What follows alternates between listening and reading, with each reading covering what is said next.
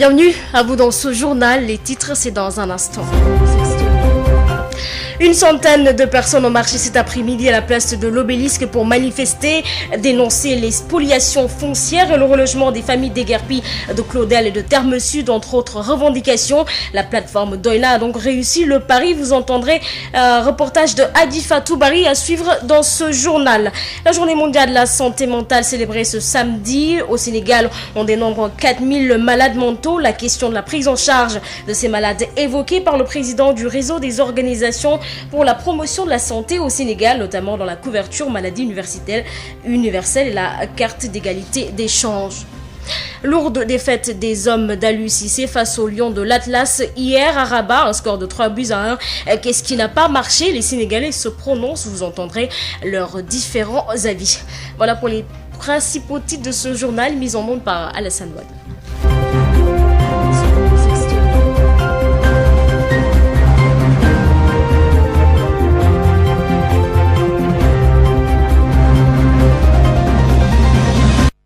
Soit. Aïssatou Gueye-Ba. La plateforme Doina a réussi le pari de la mobilisation en réunissant plus d'une centaine de manifestants à la place de la Nation, une manifestation pacifique tenue pour dénoncer les spoliations foncières, les licenciements ou encore la non-orientation des nouveaux bacheliers. Hadi Fatou Bari était sur place, nous l'écoutons. Un brassard rouge, morceau de tissu de même couleur enroulé sur la tête ou encore un t-shirt rouge, tous les moyens étaient bons pour exprimer sa colère sur la place de la Nation, ex-obélisque transformé le temps d'un après-midi en lieu de lamentation. De Dakar à Thiès, en passant par Sédhiou et bien d'autres localités, les membres d'une vingtaine d'organisations ont tenu à répondre présents à l'appel de la plateforme Doina. Ben Talib Sow, membre de Frappe France Dégage et de la plateforme Doina, est le porte-parole du jour. Il y a plus d'une vingtaine d'organisations. Chaque organisation a ses propres problèmes spécifiques. Peut-être même des localités qui ont des problèmes spécifiques, comme par exemple les habitants du Pakao qui réclament l'électricité, ou bien les étudiants non orientés depuis l'année dernière, ou bien aussi des bacheliers de l'UVS qui n'ont même pas encore reçu leur machine. Sans oublier ceux de Terme Sud, ou bien ceux qui sont dans le foncier, comme René Bossea, ou bien les habitants de Guéréo. Donc il y a des multitudes de problématiques qui ont été abordées ici et qui seront abordées dans les prochaines heures. À tour de rôle, chacun des représentants de ces 21 organisations a tenu à exprimer au vu de toutes ces difficultés et tous promettent de poursuivre la lutte jusqu'à obtention de leurs droits. Cette manifestation qui s'est tenue de la place de la Nation jusqu'au rond-point de la RTS s'est tenue sous bonne escorte policière.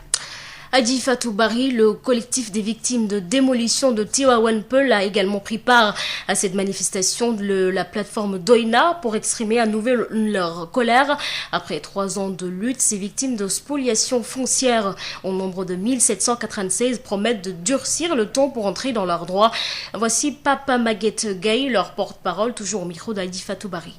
Nous faisons 1796 victimes, quelque chose comme ça, voilà. C'est le chiffre précis en tout cas. Cela fait 3 ans qu'on est en train de mener cette lutte-là. Et voilà, nous avons rencontré toutes sortes de difficultés à cause de la lenteur administrative qui sévit dans le pays. Alors, en répondant présent à cette manifestation, nous attendons quelque chose de concret, comme quoi que l'État du Sénégal devrait en fait tenir promesse. Parce que cela fait 3 ans que beaucoup de choses nous ont été promises. Mais jusqu'à là, rien de nouveau sous le soleil. Comme acquis, nous avons eu à réceptionner 20 hectares suite à la déclaration du président de la République Macky Sall, voulant aider ceux-là qui ont été impactés par les démolitions.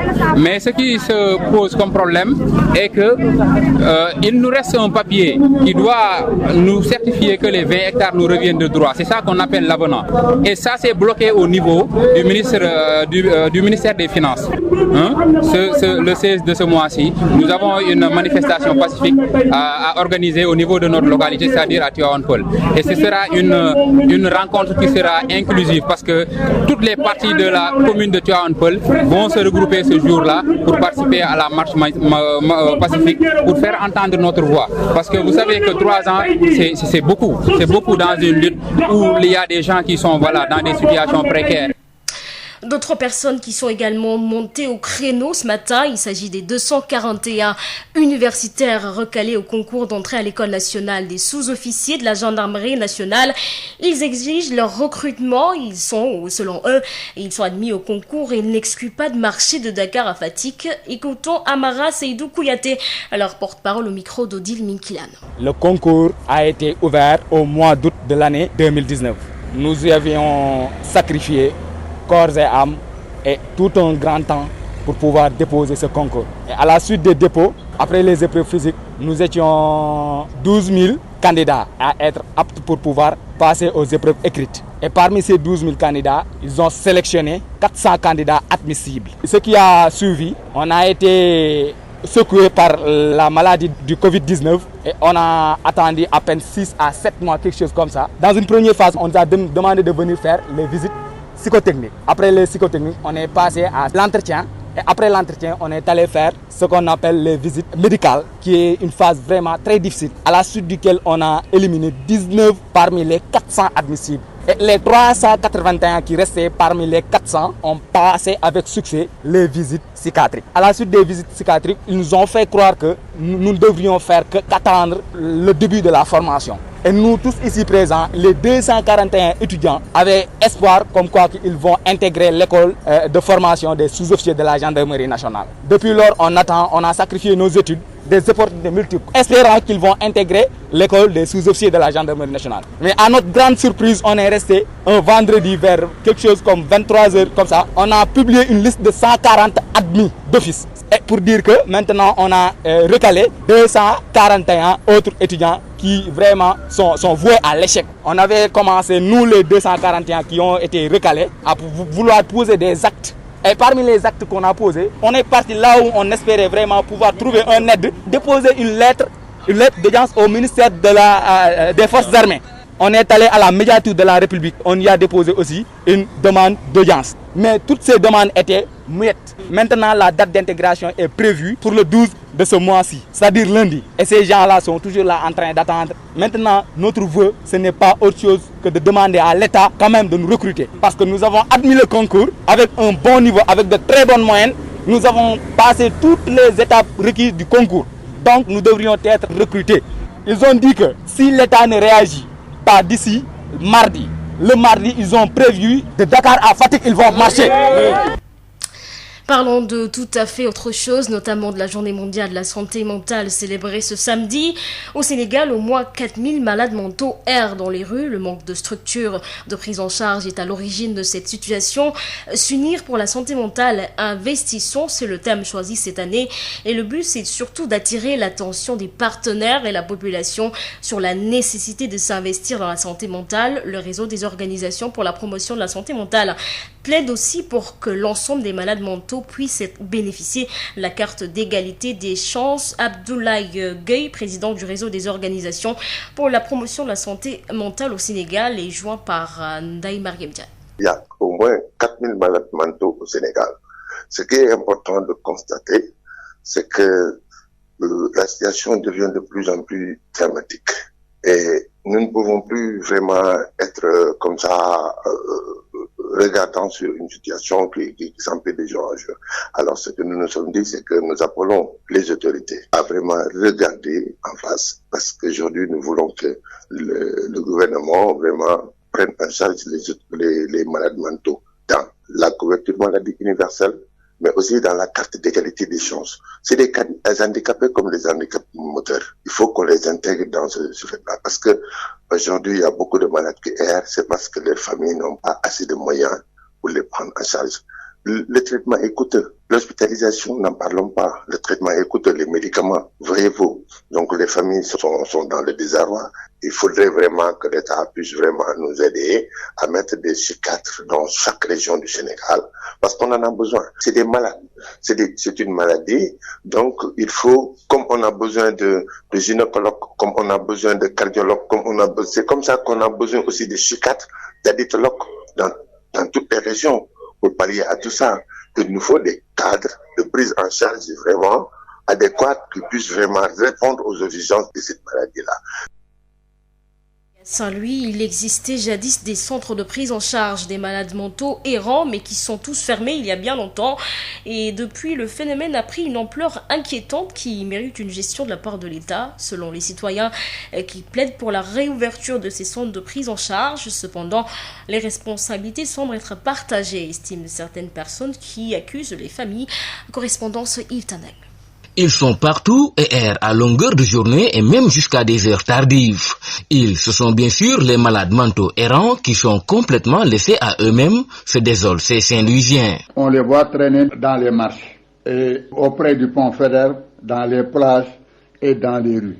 C'est des nôtres, c'est des membres de nos familles, c'est des gens qui sont comme nous, comme les autres. Un phénomène qui devient de plus en plus inquiétant au vu de la menace que constitue cette couche vulnérable. Et il y en a qui sont extrêmement dangereux. Il y en a bien sûr qui sont inoffensifs. Surtout sur le plan sexuel, pour celles qui sont souvent victimes de sévices de plusieurs sortes. Il y en a à Saint-Louis. Souvent des malades mentaux sont souvent engrossés.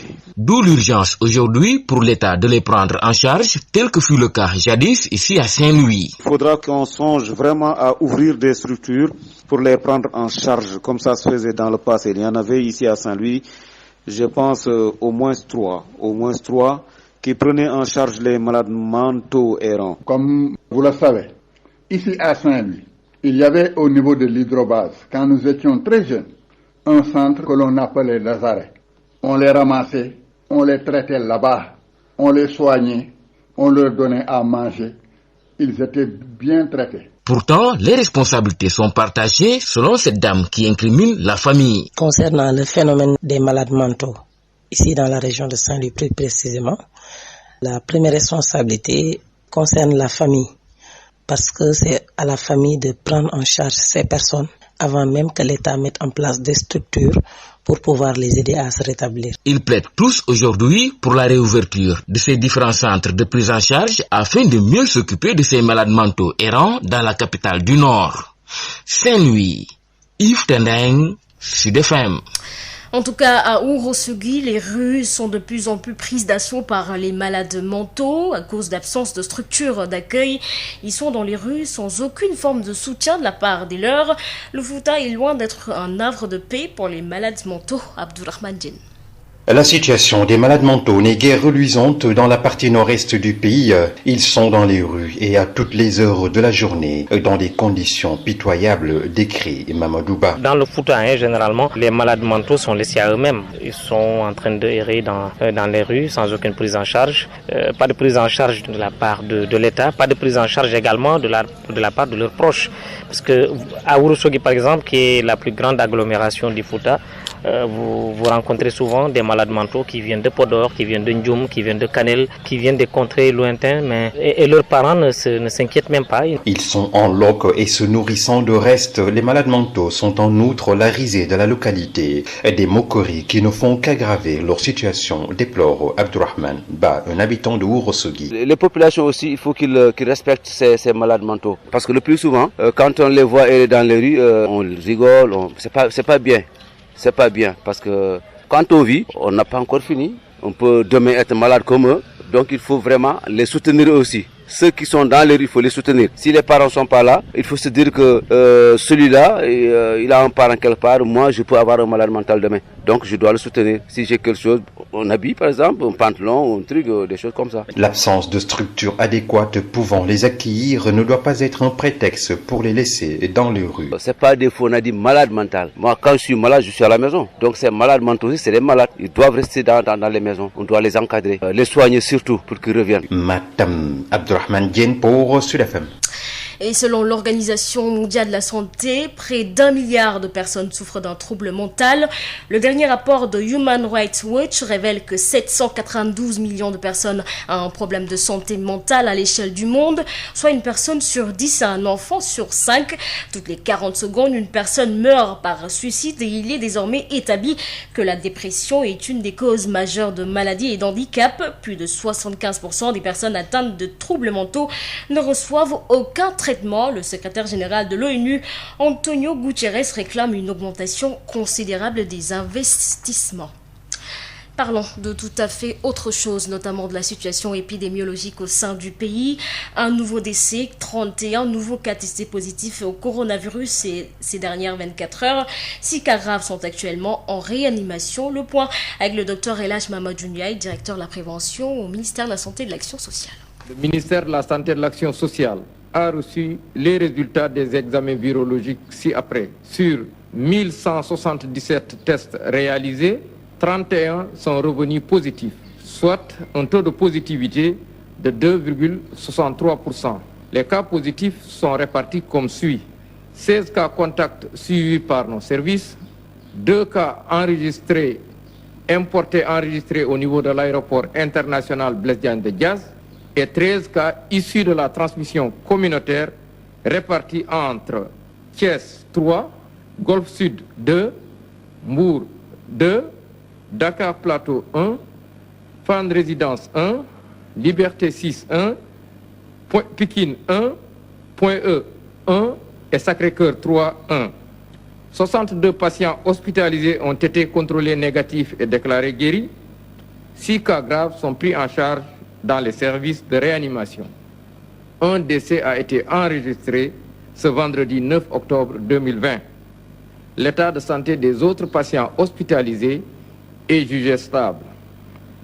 À ce jour, 15 244 cas ont été déclarés positifs, dont 13 198 guéris, 314 décédés et donc 1731 patients sous traitement. Match Sénégal-Maroc qui s'est déroulé hier à Rabat, on en reparle. Certains Sénégalais ne sont pas satisfaits de la prestation des Lions, ils disent que c'est le coaching qui pose problème. Voici les réactions de quelques Sénégalais au micro d'Odile Minkilan. Le ministère de la Santé et de l'Action sociale a reçu les résultats des examens. Match Sénégal-Maroc qui s'est déroulé hier à Rabat, on en reparle. Certains Sénégalais ne sont pas satisfaits de la prestation des Lions. Ils disent que c'est le coaching qui pose problème. Voici les réactions de quelques Sénégalais au micro d'Odile Minki. Vraiment, on a vu une équipe du Sénégal vraiment très faible, très faible, qui n'a pas une âme de jeu, qui n'a vraiment... On s'est demandé quoi, qu'est-ce qu'il y a, quel niveau quoi. Jouent ces joueurs qui ont été sélectionnés. Hein? Youssou 6, Salif 6. Mais il n'a pas sa place en équipe nationale. Pourquoi Aliou Cissé l'appelle? Hein? Et Stéphane Badji qui s'est qualifié en Ligue des Champions, il fait des grands matchs. Pourquoi Aliou Cissé ne l'appelle pas en équipe nationale? Et il lui a fait jouer comme latéral, en tant que milieu de terrain, latéral dans cette équipe nationale. Quel est le problème? S'il y a un problème interne avec Stéphane Badji, il n'a qu'à régler ça avec Stéphane Badji, mais ça c'est l'équipe nationale, il n'a qu'à l'appeler. Vraiment j'étais un peu déçu quoi, parce que je n'attendais pas ça. Parce que avec les nouveaux joueurs là, j'attendais un autre jeu. Mais malheureusement, rien n'a changé. Après tout le vécu qu'Aliou Cissé a fait dans l'équipe, il ne peut pas changer le jeu. C'est décevant quoi. Qu'est-ce qui n'a pas marché, le coaching ou bien? Moi personnellement, le coaching n'a pas marché quoi. Parce que moi je ne peux pas comprendre. Faire des changements qui nous mènent encore. Quand on fait des changements, c'est pour améliorer le jeu, mais des changements qui n'améliorent pas le jeu, c'est pas important quoi. Suñu milieu bi amna touti jafe-jafe parce que soo xoolee suñu milieu pour ñu jege attaque bi ci kaw sax am nañu problème parce que soo xoolee nu mu tuddee Krépin Diatta dafa xaw a wàcc ci suuf Gana pour man mooy jouer si xaw ma mooy jouer lan dafa jege thermomètre défense bi pour ñu yéegal bal yóbbu problème la woon attaque pour am ban attaque bi def nañ lu nekk ñu ngi démarquer ñu ngi def lépp mais pour ñu am ban problème la woon ba noppi naar yi dañoo ñëw imposer ñu benn physique boo xamante tamit xaw ma ñu demee noonu xaw ma dañ ko ragal xaw ma lan la parce que dama seetlu léegi Sénégal soo ko tegee physique nii Cameroun dal nañu nga ñëw contre Algérie dal nañu soo ko tegee benn physique bi nii rek xaw ma day sóoraale arbitre xaw ma lan mais football pressing bi waaw soo ko tegee pressing yi mu xaw a teggi football léegi pressing la laaj suñu la tegee pressing da ngay wane pressing bu ragal carton si jeu bi la bokk. Et le Sénégal qui a été battu en amical hier par le Maroc sur le score de 3-1, match de préparation dans le cadre de la double confrontation contre la Guinée-Bissau pour les éliminatoires de la CAN 2022. Sud FM, l'invité du jour. Il s'agit de Abdoulaye Gueye, président du réseau des organisations pour la promotion de la santé mentale au Sénégal.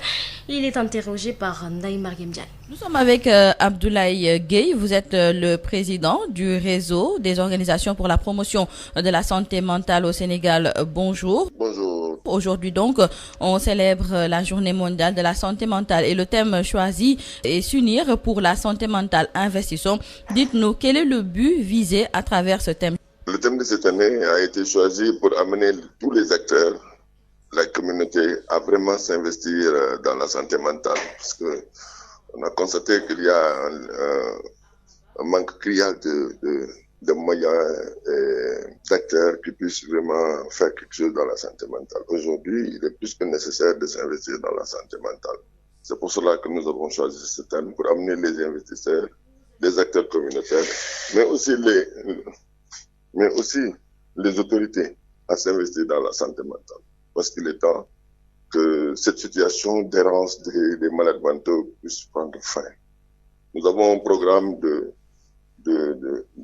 un programme qui va nous permettre de reprendre tous les malades mentaux des rues, de les faire quitter les rues, et de travailler sur la prise en charge des malades mentaux et de travailler surtout aussi sur la situation psychosociale qui prévaut après leur thérapie à l'hôpital. Abdoulaye Gueye, dites-nous, il y a combien de malades mentaux qui errent dans les rues? Les malades mentaux au Sénégal, il y a au moins 4000 malades mentaux au Sénégal.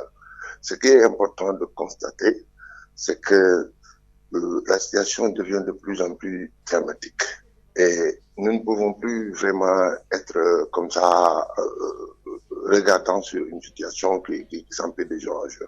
Alors ce que nous nous sommes dit, c'est que nous appelons les autorités à vraiment regarder en face, parce qu'aujourd'hui nous voulons que le gouvernement vraiment prenne en charge les malades mentaux dans la couverture maladie universelle, mais aussi dans la carte d'égalité des chances. C'est des handicapés comme les handicapés moteurs.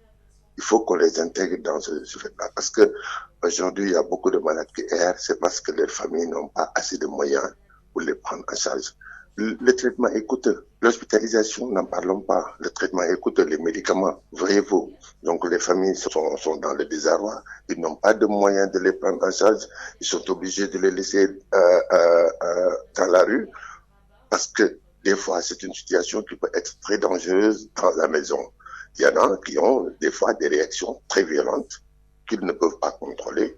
Et ils ne peuvent pas le garder dans la maison. Ça pourrait vraiment créer des dégâts considérables, du fait que il y a des enfants, il y a des femmes, il y a des vieillards qui sont dans la maison, et voyez-vous, ils sont obligés de les laisser dehors, mais de contre-cœur.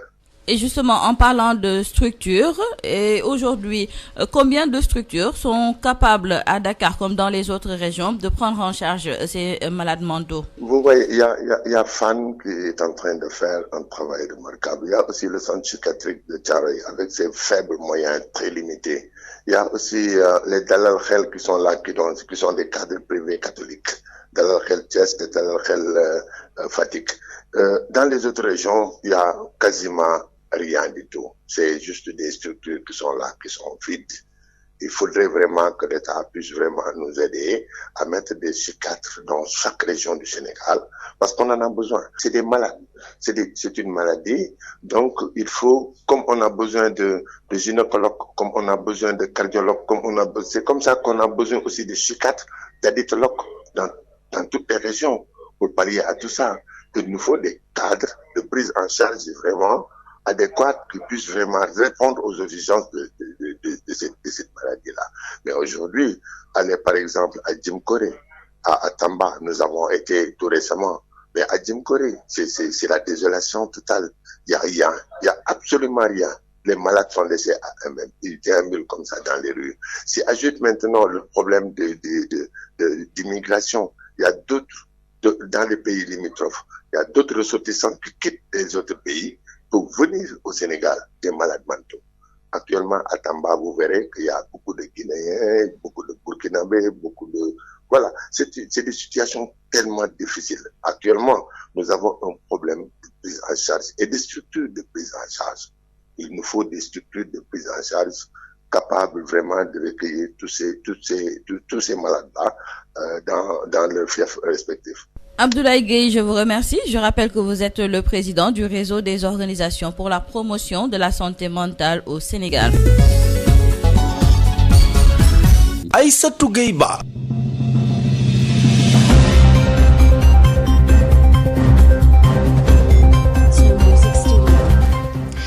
Une centaine de personnes ont marché cet après-midi à la place de l'Obélisque pour manifester, dénoncer les spoliations foncières et le relogement des familles déguerpies de Claudel et de Terme Sud, entre autres revendications. La plateforme a donc réussi le pari. Vous avez suivi avec nous dans ce journal le reportage de Hadi Fatou Bari. La journée mondiale de la santé mentale célébrée ce samedi au Sénégal, on dénombre 4000 malades mentaux.